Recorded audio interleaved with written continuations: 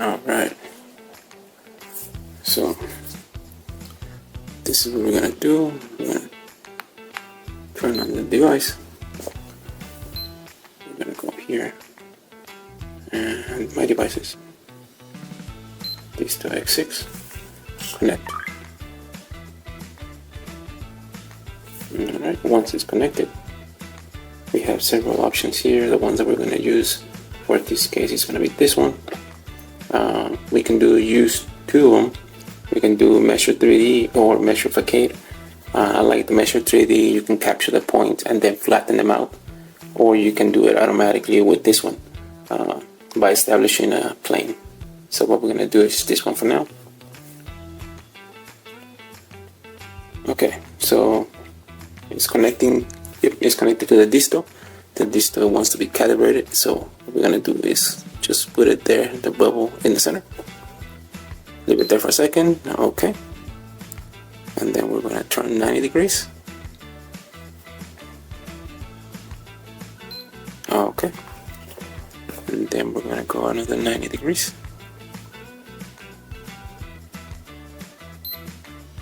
Alright, so now it's calibrated, and what he wants us to do is define the plane.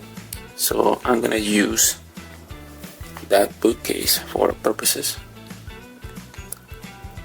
So in this scenario, this is gonna be a metal plate that we're trying to collect some information.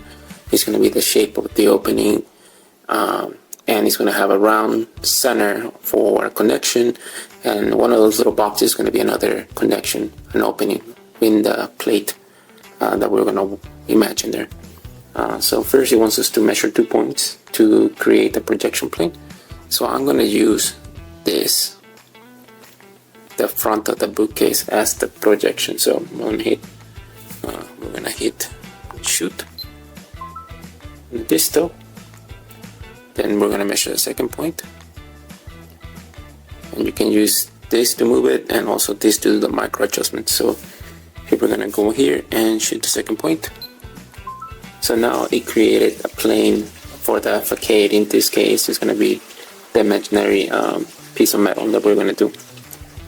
So now we're gonna hit let's go, and now we can start here, and this is where we measure our stuff. We can see everything. We can either start shooting the location from here or from the Disto. Here we have a couple areas, a couple choices for area, line, and points.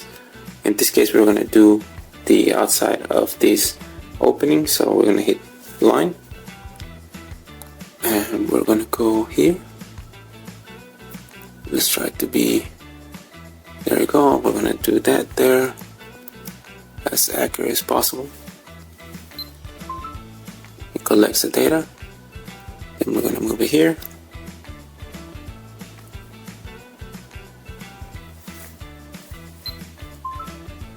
And just like that, it's acquiring all the points that we need.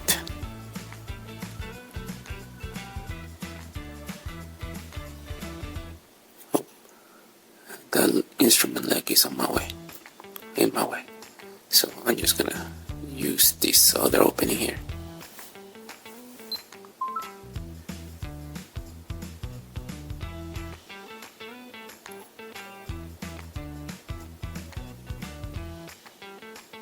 So now it's collecting all the points and put them all in one single plane.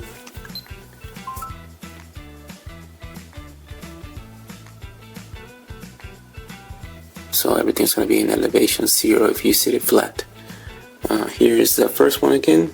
It's going to ask you, hey, this is the same one. Do you want to use the existing one or use the one that you created now? In this case, I'm going to use the existing point.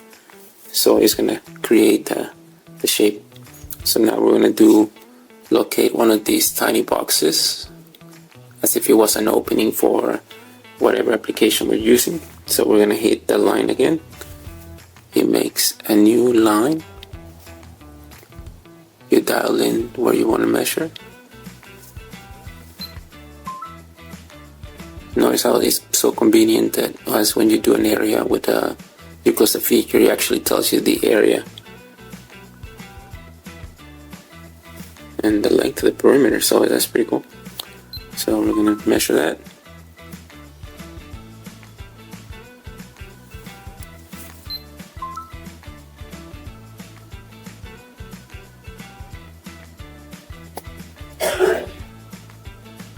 It's always better to move the equipment and then let it settle for a little bit so that it has time to balance. I mean, check itself. Alright. It's going to tell me that it's close. In this case, I want to use my new point, so I hit no. And then we go back up here. It's going to tell me you want to use the original point. I said yes. So I'm close to the figure, pretty easy. So in here we don't have an option to do circles. So what I'm going to do is shoot 3 points in the circle, so later on using CAD we can make the circles. So I'm going to hit the point option here, and I'm just going to shoot 3 points along the edge of the circle. So I'm going to hit that one, and it can be in any section of the circle.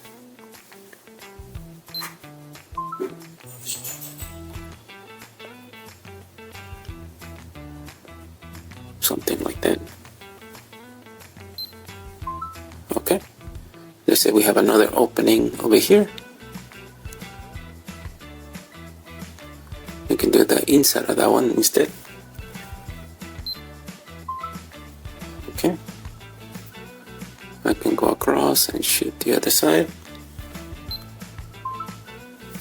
It's detecting that it's pretty close, so I want to use the new point that I have. So, and then I'm gonna shoot this one here.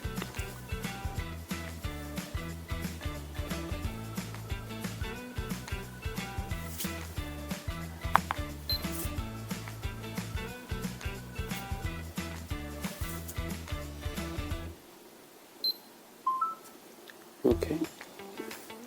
So now we have the 3 points right there. I'll shoot an extra point because you can. So we're going to do that. Just in case you want to use, just to check. So now let's say that we need to shoot some other points along that plate, but we cannot see it. Something got in our way. So what we need to do is we can do a relocation. So the Disto can shoot a few points, control points per se, and then move the equipment and then shoot the control points again, and it will know where it is, and then you can continue shooting with the same accuracy. So we're going to do that now. We're going to hit the secure location. So I want you to shoot 3 points at least. So we're going to go. Let's go. And literally I can use anything here, any 3 points in reference. So I can use that little screw on that tab bracket right there. So I'll shoot that. I'm gonna shoot, what else? I literally can use anything. I'm gonna shoot that corner of that. And as you can see, it's doing everything. You can see all the points there. Then I'm gonna shoot another point somewhere over here. So I'm gonna use the corner of that frame. And all your accuracy is based on how you shoot these points. So the better you shoot that point, the more accurate you set up it. So we're going to shoot that point there. It's going to be, well, look, you have recorded all the necessary points to secure. Hit OK. At this point, you can continue shooting more points if you're like, oh man, I forgot that. But let's say you're ready to move. So I hit relocation, start relocation. So now it's telling you move to a new position. So here you're gonna move your equipment somewhere where you can shoot what you want to shoot and those 3 points that we shot. So I'm gonna move it right here and hit OK. And now I'm gonna select, okay, we're gonna shoot that point first, but first we're gonna have to level the Disto one more time.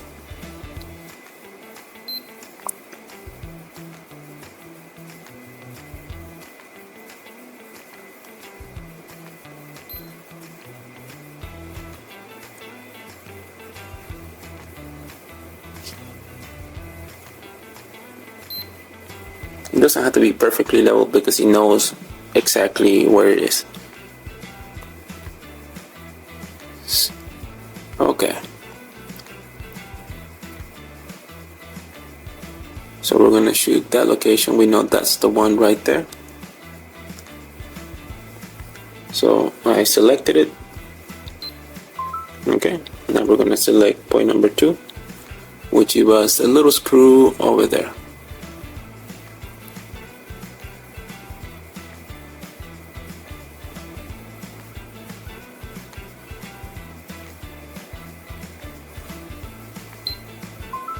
Okay, as you can see, everything's being collected, and then I shoot the 3rd point, which is the frame of that entrance there.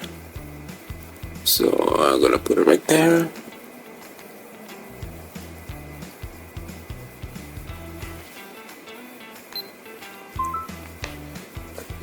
So now it says the accuracy, everything was good. You're good to go. Your accuracy is good.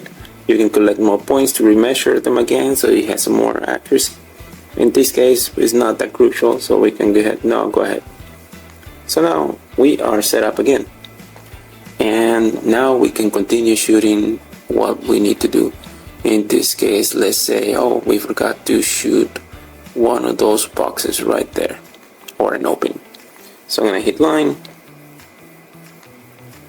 Alright.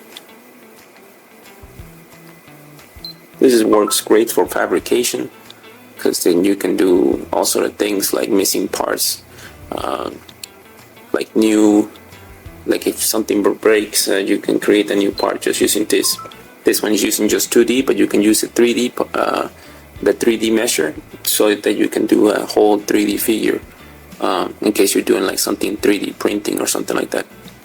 So you have all sort of applications. Use my point, and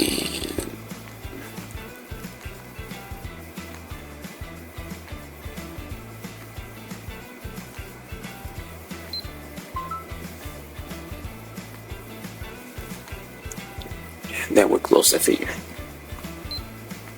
We're going to use the original starting point. So now you have it right there. You have your 3 circles and your 2 openings for your plate that you're going to build on your plasma cutter. In this case, for example, one of my customers has that issue. So now let's say you're done. Okay, this is good. This is what you need. So we can exit out. You sure you want to leave this function? You can perform the relocation later. Confirm.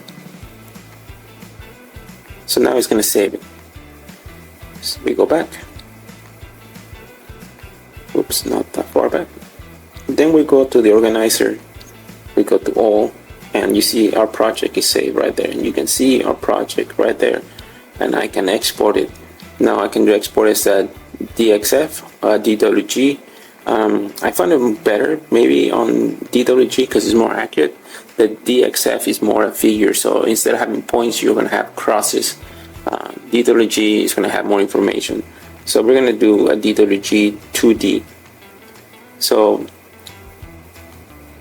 let's check it out one more time. Make sure that it's okay. So it was saved and it tells you the location. So now you go here and you go to where all your points are stored, and this one right here, it's the one that we just did, the DWG.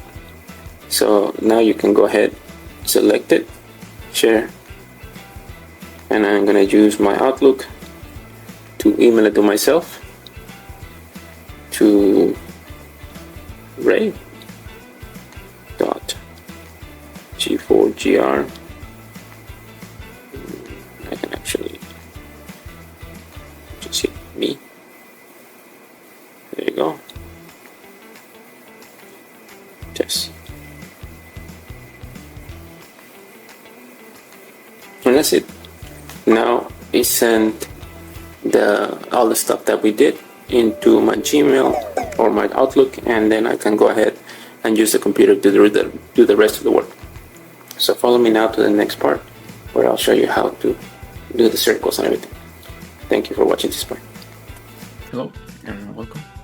Now we're back in my computer, and we're gonna look and open the file that I sent myself, and here it goes. Open and DWG file. Yes, and it's gonna open with Civil 3D 2025.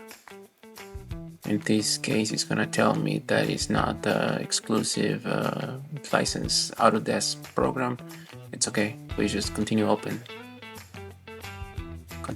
the drawing. So here it is.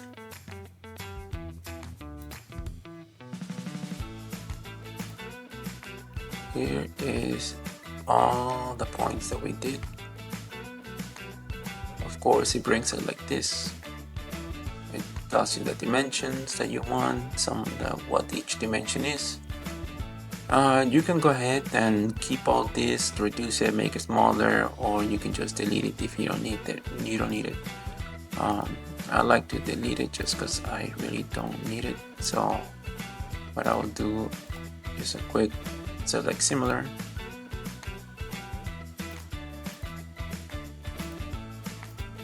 Select similar. Then I'm gonna hit delete.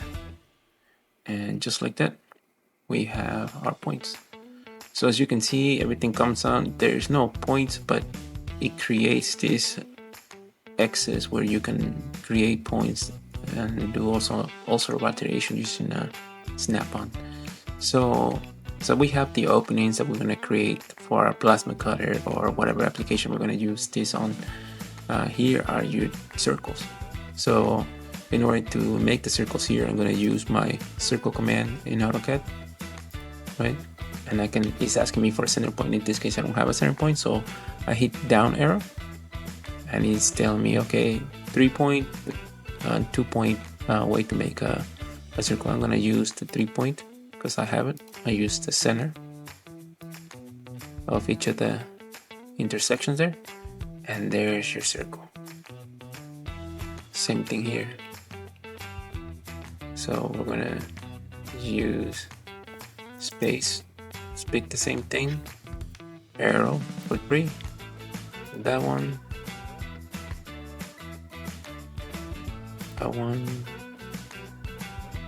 and this one. So there's your other circle right there. As you can see, this was the outside of that roll of flagging, and this is the inside of the roll of flagging, so it looks right. So, and of course you can always hit your properties and select the line, and it will tell you exactly the distance that it is. 0.35 of a foot.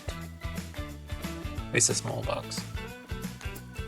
We go here, select circle, and here you have all the information. You have the radius, the circumference, everything that you need. So once you have it here, you can do all the modifications that you need, and then 3D print whatever you need to do, or use your plasma cutter or whatever application you're going to use this for.